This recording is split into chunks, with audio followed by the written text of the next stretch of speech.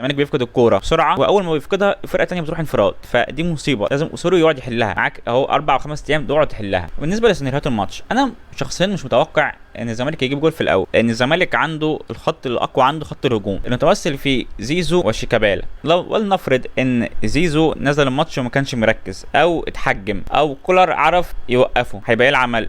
الزمالك تقريبا قوته الهجوميه كلها ضاعت، لان شيكا صعب تثق فيه في ماتشات زي دي. وحتى ان كان شيكا كويس فسهل ان انت تخرجه بره الملعب. لو لاعب بس راح شد مع شيكا خرج بره الماتش. لو الجمهور الاهلي في الماتش شتم شيكابالا شتمتين كده خلاص خرج بره الماتش. فشيكا صعب تعتمد عليه. احمد السيد زيزو لا تعتمد عليه، بس هي الفكره لو كولر قدر يوقفه الزمالك خلاص خرج بره الماتش تماما، بقى هجوميا مش موجود. طب ودفاعيا هو كده كده دفاعيا مش موجود. فانا شايف مهمه كولر سهله، يعني مهمه كولر انت كده كده كولر دفاعيا قوي جدا وبيعرف يحجم اي لاعب قدام وبيعرف يحط خطه دفاعيه كويسه. اعتقد ان ديانج هيبقى